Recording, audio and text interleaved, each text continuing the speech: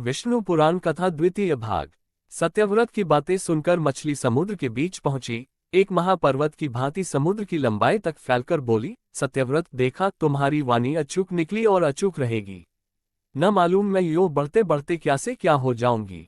सत्यव्रत ने हाथ जोड़कर प्रणाम किया और उसकी स्तुति करने लगा, मत्स्यावतार वाले हे नारायण, आप रक्षा की मांग करने आए और मेरी रक्षा करने के लिए आपने मत्स्यावतार लिया। आप मत्स्य के रूप में अवतरित लीला मनुष्य स्वरूप हैं। आपकी लीलाओं को समझने की ताकत मेरे अंदर कहाँ है? इसके जवाब में मत्स्यावतार में रहने वाले विष्णु ने कहा, हे राजन, 7 दिनों के अंदर कल्पांत होने वाला है। प्रलयकाल के जल में सारी दुनिया डूब जाएगी, लेकिन ज्ञान, औषधियों और बीजों का नाश नहीं होना चाहिए। तुम्हारे वास्ते एक बड़ी नाव गहरे अंधेरे में चिराग की तरह जलती आएगी। उसके अंदर सप्त ऋषि होंगे। वह रोशनी उन्हीं लोगों की है। तुम अपने साथ औषधियों और बीजों के ढेर को नाव में पहुंचा दो। मेरे सिर पर जो सींग है उस पर नाव को कसकर थामे रहूंगा और उसके डूबने से मैं बचाऊंगा। इसी के वास्ते मैंने इस रूप में अवतार लिया है। इस वक्त ब्रह्मा निद्रा में निमग्न है। उनके जागने तक ये नाव ध्रुव नक्षत्र को दिशा सूचक बनाकर यात्रा करेगी। अगले कल्प में तुम वैवस्वत के नाम से मनु बनोगे। सत्यव्रत ने विष्णु की आज्ञा को शिरोधार्य कर नतमस्तक हो उन्हें प्रणाम किया। मत्स्यावतार अपने 4 पंखों को फड़फड़ाते ऊंची लहरों को चीरते समुद्र के अंदर चला गया। ब्रह्मा गहरी नींद सो रहे थे। अंधकार में प्रलय तांडव हो रहा था। हयग्रीव नामक सोमकासुर समुद्र तल से ऊपर आया, फिर अचानक चमगीदड़ की तरह ब्रह्मा के सत्यलोक में उड़कर चला गया। ब्रह्मा जब नींद के मारे पहले जम्भाइयां ले रहे थे, तब उनके चारों मुखों से सफेद, लाल, पीले और नीले रंगों में चमकने वाले 4 वेद बाहर निकले और नीचे गिर गए। हयग्रीव ने उन वेदों को उठा ले जाकर समुद्र के अंदर छिपा दिया। हयग्रीव देवताओं और विष्णु का भी जबरदस्त दुश्मन था। वेदों के बिना ब्रह्मा सृष्टि की रचना नहीं कर सकते थे। हर एक कल्प में विष्णु अच्छाई को बढ़ावा देकर उसका विकास करना चाहते थे। उनके इस संकल्प को बिगाड़ देना ही हयग्रीव का लक्ष्य था। प्रलयकालीन समुद्र पृथ्वी को डुबो रहा था। उस वक्त सत्यव्रत को उस गहरे अंधेरे में दूरी पर नक्षत्र की तरह टिमटिमाने वाली रोशनी में एक नाव दिखाई दी। वही सप्त ऋषियों की कांति से भरी नाव थी। सत्यव्रत ने औषधियों तथा बीजों को नाव के अंदर पहुंचा दिया और नारायण की स्तुति करते उसी नाव में यात्रा करने लगा। मत्स्यावतार की नाक पर एक लंबा सींग था। नक्षत्र की तरह चमकने वाले उस सींग से लिपटकर एक महासर्प प्रलयकालीन आंधी को निगल रहा था। मत्स्यावतार अपने पंखों से लहरों को रोकते समुद्र को चीरते नाव को सुरक्षित ले जा रहा था। ध्रुव नक्षत्र को मार्गदर्शक बनाकर वह नाव फूल की तरह तिरते आगे बढ़ रही थी। समुद्र के गर्भ में छिपाए गए वेदों का पहरा देते सोमकासुर समुद्र के भीतर टहल रहा था।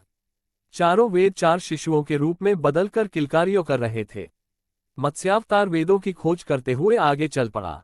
मत्स्यावतार को देखते ही सोमकासुर घबरा गया, फिर भी हिम्मत बटोरकर वह अपना कांटों वाला गदा हाथ में ले जूझ पड़ा। उस समय तक विष्णु का अवतार मत्स्य के रूप में कमर तक हो गया था। उसमें चारों हाथ निकल आए थे। देखते देखते मत्स्यावतार और सोमकासुर के बीच भीषण लड़ाई छिड़ गई। सोमकासुर समुद्र तल में पहुंचकर भागने लगा। इस पर विष्णु ने अपने चक्र से उसे टुकड़े टुकड़े कर दिया।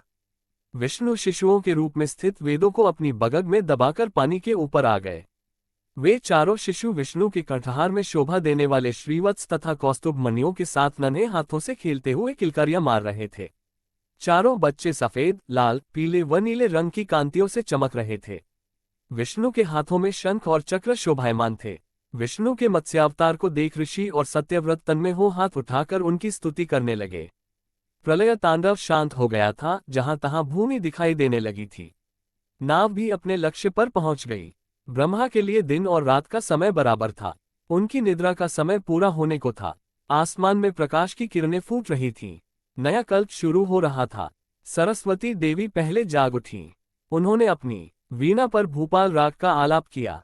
ब्रह्मा जाग उठे। उन्हें लगा कि उनके चारों सिरों में कोई अशांति फैली है। फिर परख कर देखा, वेद गायब थे। इसी चिंता में ब्रह्मा कुछ परेशान थे। तभी विष्णु ने मत्स्यावतार में प्रत्यक्ष हो उनके हाथ में वेद सौंप दिए।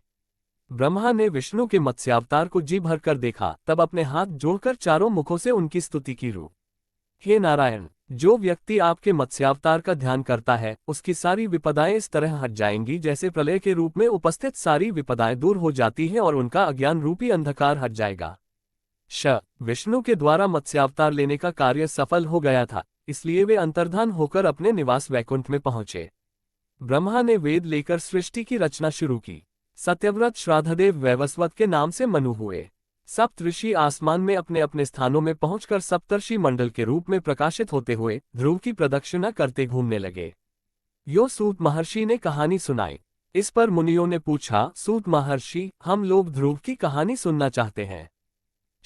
सूत मुनि यो सुनाने लगे, इस विशाल विश्व में सबसे ज्यादा ऊंचा स्थान ही ध्रुव मंडल है। वही विश्व स्वरूप विष्णु के शिर का स्थान है। ऐसा ऊंचा स्थान पाने वाले ध्रुव उत्तानपाद नामक एक राजा के पुत्र थे। ध्रुव की माता सुनीति राजा उत्तानपाद की ज्येष्ठ पत्नी थी। सुरुचि छोटी रानी थी। राजा सुरुचि को ज्यादा प्यार करते थे। एक दिन राजा उत्तानपाद छोटी रानी सुरुचि के पुत्र उत्तम को अपनी जांघ पर बिठाकर प्यार जता रहे थे। तभी वहां पर ध्रुव आ पहुंचा। उसके मन में भी अपने पिता की जांघ पर बैठने की इच्छा थी। वह बड़ी लालसा से अपने पिता की आंखों में देखता रहा। उस वक्त सुरुचि वहीं पर थी। राजा सुरुचि से डरकर ध्रुव को देखकर भी अनदेखा सा कर गए। ध्रुव ने सोचा था कि उसके पिता उसको भी अपने छोटे भाई के जैसे अपनी जांघ पर बिठाएंगे, पर ऐसा न होते देख उसे रोना आया। उसके गालों पर आंसू मोती जैसे चमक उठे। ध्रुव की हालत देख सुरुचि खिलखिलाकर हंस पड़ी और बोली, अरे बदकिस्मत के बच्चे, चाहे तुम जिंदगी भर तपस्या क्यों न करो, मेरे पुत्र के समान तुम्हें अपने पिता की जांघ पर बैठने का भाग्य प्राप्त न होगा। मेरे पेट में पैदा होगे तभी तुम्हें ये सौभाग्य प्राप्त होगा। हाँ, तुम तो जब देखो नारायण का संकीर्तन किया करते हो। अब तपस्या करके उसी नारायण से पूछकर देखो, कहीं वे तुमको ऐसा सौभाग्य प्रदान कर सकते हैं या नहीं। शयो सुनीति ने ध्रुव का मजाक उड़ाया। बालक ध्रुव का मन कचोट उठा।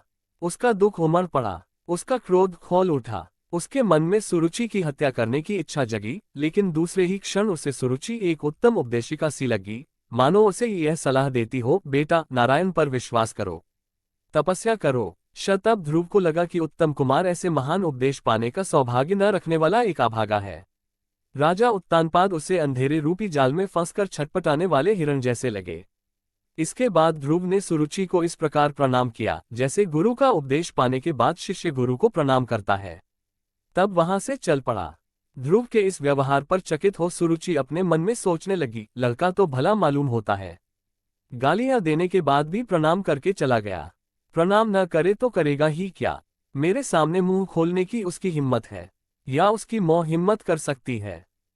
आंसू बहाते लौट आए ध्रुव को देख दासियों के द्वारा सारी हालत जानकर सुनीति रो पड़ी। तब बोली, हाँ बेटा, बात सच है। दासी जैसी ही निकृष्ट जीवन बिताने वाली मेरे गर्भ से तुम क्यों पैदा हुए। तुम्हारी मौसी की बातें सच हैं। तुम्हारे लिए और मेरे वास्ते भी उस नारायण को छोड़ कोई दूसरा सहारा नहीं है। अपनी माता की बातें सुनने पर ध्रुव के मन को शांति मिली। बोला, माँ, मैं तपस्या करने जा रहा हूँ, मुझे कृपया आशीर्वाद दो। क्या बोला, तुम तपस्या करोगे? तब तो नारायण से सुरुचि के गर्भ से पैदा होने का वर मांग लो। सुनीति ने कहा, माँ, ऐसी बातें अपने मुंह से न निकालो। मैं तुम्हारा पुत्र हूँ, हमें कभी अपने को छोटा मानना नहीं चाहिए। ये तो आत्महत्या के समान है। मैं ये साबित करना चाहता हूँ कि ध्रुव की माता कैसी भाग्यशालिनी है। दिशाहीनों के लिए दिग्दर्शक बनने का वर मैं नारायण से मांग लूंगा। ये कहकर ध्रुव उसी वक्त घर से चल पड़ा। रास्ते में नारद मुनि से बालक ध्रुव की मुलाकात हुई। नारद ने पूछा, हे ध्रुव कुमार, लगता है कि तुम खेलने के लिए चल पड़े। स्वामी, मैं तपस्या करने जा रहा हूँ। ध्रुव ने जवाब दिया, ओह, तपस्या नामक कोई खेल भी है? तब तो खूब खेलो बेटा। नारद ने मजाक किया, मुनिवर, यह कोई खेल नहीं, सचमुच मैं तपस्या करने के लिए ही जा रहा हूँ। ध्रुव ने स्पष्ट शब्दों में कहा, उफ, ये बात है। इस छोटी सी बात को लेकर तुम तपस्या करने जा रहे हो? मेरे साथ चलो, मैं देखूंगा कि तुम्हारे पिता तुमको अपनी जांघ पर क्यों कर नहीं बिठाते। नारद ने कहा, स्वामी, मैं किसी की दया नहीं चाहता, सबसे उत्तम नारायण का अनुग्रह मुझे चाहिए। इसी वास्ते मैं तपस्या करने के लिए जंगल में जा रहा हूँ। ध्रुव ने कहा, तपस्या करना कोई हंसी खेल की बात नहीं बेटा। जंगल में शेर, बाघ वगैरह खूंखार जानवर होते हैं। धूप, जाड़ा और बरसात का सामना करना पड़ता है। मेरी बात मानकर घर चलो। नारद ने समझाया, मुनिवर, मैं क्षत्रिय हूँ, अपमान सहते हुए जिंदा नहीं रह सकता। क्या आप मुझे कायरता की दवा पिलाने आए हैं? ध्रुव ने पूछा, बेटा ध्रुव, मैंने तुम्हारा दृढ़ निश्चय जानने के लिए ही ये बातें कही। एक जमाने में मैंने भी अनाथ बालक बनकर अनेक अपमान और अत्याचारों का शिकार हो अंत में तपस्या की थी। तुम मधुवन में जाकर ओम नमो नारायण शका जाप करते तपस्या करो, मैं तुमको आशीर्वाद देता हूँ। अपने कार्य में सफल होकर लौट आओ। श नारद ने समझाया। ये बातें सूत मुनि के मुंह से सुनकर मुनियों ने पूछा, मुनींद्र, नारद ने अपमान और अत्याचारों का सामना कैसे किया? नारद का वृतांत सुनने का कुतूहल हमारे मन में पैदा हो रहा है।